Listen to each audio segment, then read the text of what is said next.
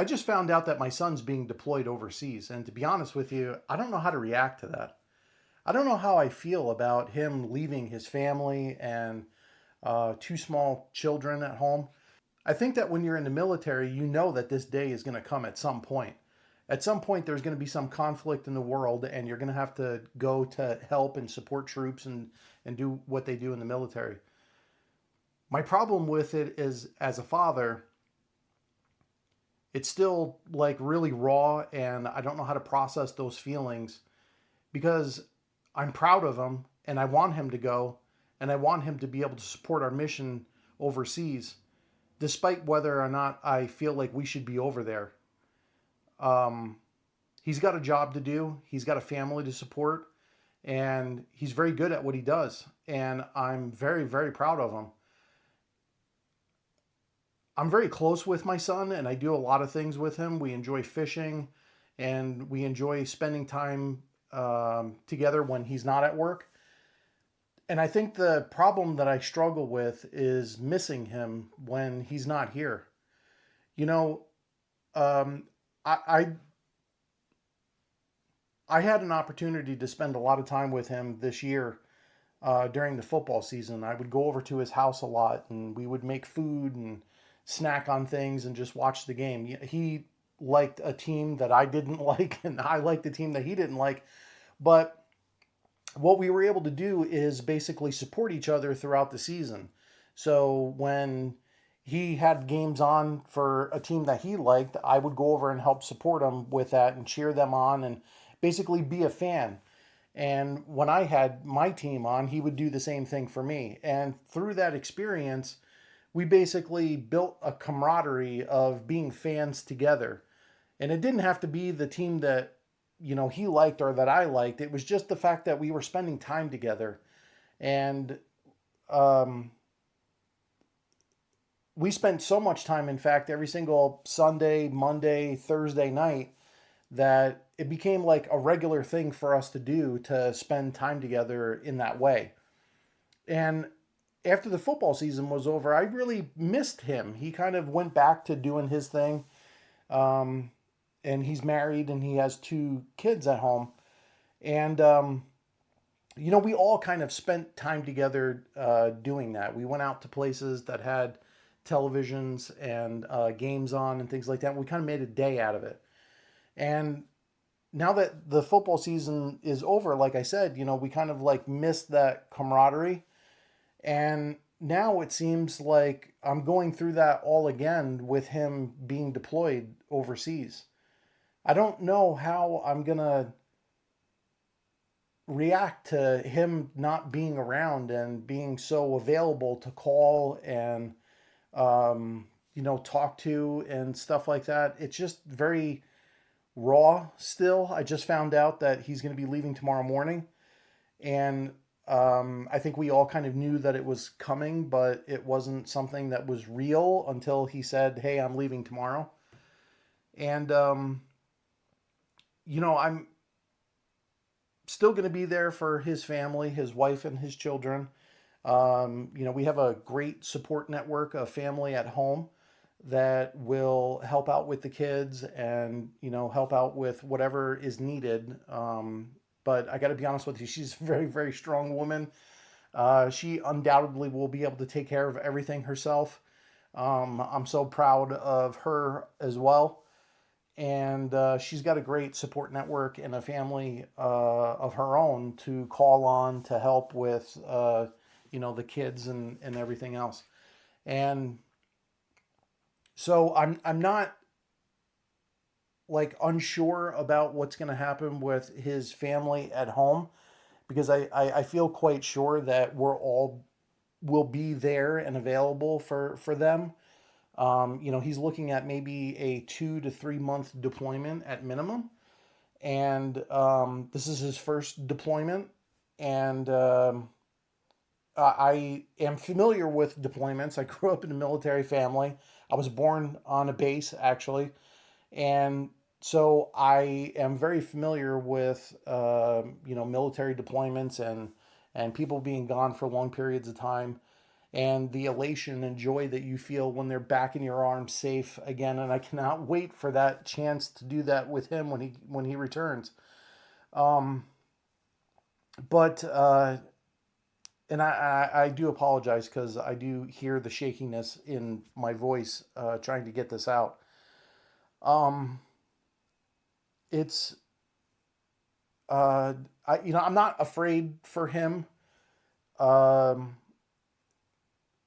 because he's uh, good at what he does, and I know that his training will carry him through. His support network of fellow military brothers that he has, some of which I've been able to meet. We've had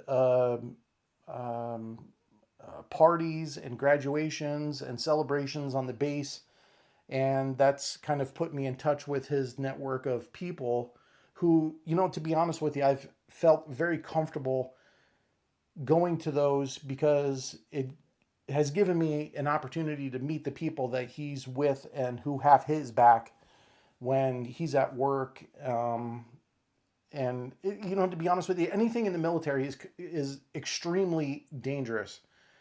It's dangerous in the sense that the jobs that they perform, they have to have their head on a swivel all the time, be following protocols and stuff like these. It's so easy to get hurt when you're not paying attention. So I don't worry about those things for him. It's just the raw emotions that I feel right now because I'm still processing. I'm still processing I guess, the realization that it's finally here, and the unknowns and the fear that go along with just not knowing. He's got an 18-hour flight to where he's going. So I pray that him and all of the people from his squad that are going to be going out arrive safely, and they get to work right away doing the mission, and performing at a level that after meeting all of them, I know that they're all capable of, and just hoping that he's going to have an opportunity to communicate with us once he gets there to let us know that he's safe, and that he has some regular opportunities to be able to communicate with his family. And we've been through all of this before. He was away for an extended uh, you know basic training, and I'm really trying to be careful not to divulge too much about what he's involved with, or even what branch of the military he's in, because really none of that is as important as how we as a family are kind of trying to support each other and lean on each other and be supportive of him, so that when he calls home, he knows that everything's great. It's taken care of. That's not a worry or a concern that you need to have. You need to concentrate on your job. You need to concentrate on the people that you're over there with and watch their back like they have your back. And having added stresses of not being home or worrying about your family are not something that we want you to worry about. But we've been through this before. Like I said, he's been away for extended trips before training um, multiple times. They haven't quite been as long as this. So, when anytime that you ever go over to a theater of conflict and you have an opportunity for somebody shooting back at you, like, you're always really worried about those far and above the level of worry that you were at when he was at a training or something like that. So, um, you know, the reason why I'm as concerned as I am is because uh, if you've ever watched any of my other videos, and please, I encourage you to go back and watch all of them, and go all the way back to the oldest video, because what I've actually done with this channel is try to make a filmography or a documentary of me communicating all of these values and shared life experiences with my children. This is the reason why I'm building this channel. And my core value and lesson to them is everything in life is built. It's not hacked. It's the name of the channel. It's all of the things that I've learned in my life that have taught me to be a stronger man, be a better husband, be a better father, be present for them, listen to them, and not just be the domineering, masculine type that you hear on YouTube all the time. I'm exactly like you are. I go to work every single day. I get dressed and put one pant leg on at a time. I struggle with bills just like everybody else does. And I have real life moments that happen exactly like this one with my son being deployed in the military, and how it affects us and how we cope with that. I wanted that to be like a little bit of a raw thing that was caught on camera, so that maybe at some time they can come back and they can watch this and say, you know, like, this is how it affected dad. And so I hope that that is the intent of them being able to see this, but also for you, the listener, to be able to understand that when these scenarios happen for you, these are raw emotional feelings. Everybody goes through this. If you're a parent of a military service member, and it doesn't matter what branch it's in, you worry about your child every single day. You worry that they're uh, even the little things. Are you getting enough to eat? Are you sleeping enough? How is your mental health? Um, how are you being treated at work? Do you have opportunities for advancement? Is this a short term thing for you, or is it, your career? Um, and we worry about those things because we want the best for our children. We want them to be able to have a better life than we had. Um, and isn't that what every living creature on earth that has a child wants for their child, is to have it a little bit better and a little bit easier, and take the instructions that I show you so that you can go forth and go do and prosper and start a family of your own so that you can continue on with those traditions. That's what we try to do. We try to um, instill a little bit of ourselves in our children, so that when they get to the point where they're ready to kind of like break free from us and live their own life, that we've given them all the tools to prepare them to be able to do that on their own and be successful at it. I don't want to see my kids struggle. I don't want to see any of them go through life trying to figure out all the things that I had to learn the hard way.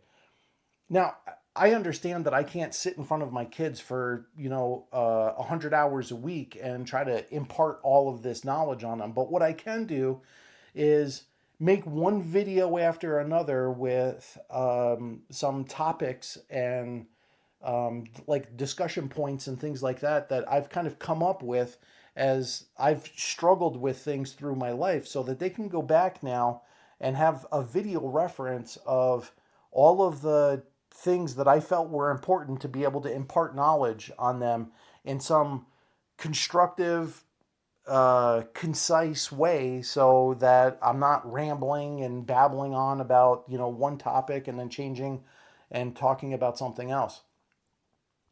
Um, so, with that being said, I just want to make sure that I get this out on video and online where it's going to live forever.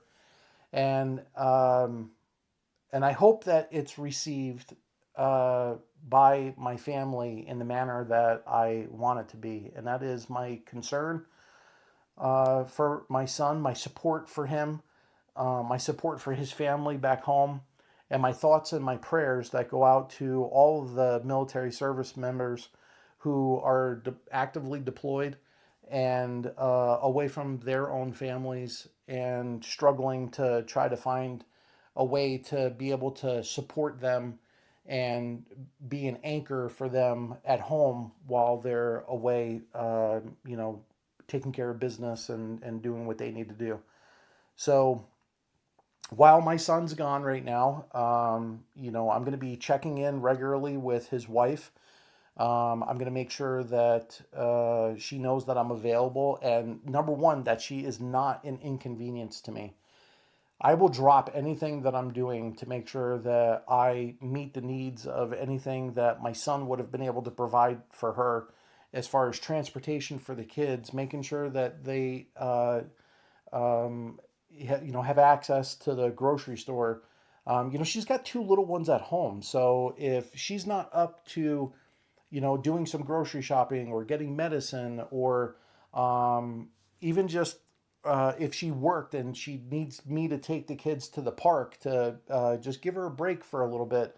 We all want an opportunity to be able to just step back a little bit and take a break and regain our sanity a little bit. Like, I don't know, even if it's a hot bath or whatever it is, I truly want to make sure that she knows that I will be available for her and anything that she needs. And I've communicated that to her, so she knows. Um, Also, to have regular check-ins with the rest of my family to see how they're coping um, with him being gone. Uh, Everybody processes stress differently, and not everybody inside is as calm and cool as they seem on the outside.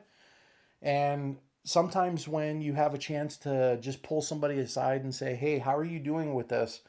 How does this sit with you? Like, are you kind of struggling with this or whatever?" Because we all need somebody to kind of lean on.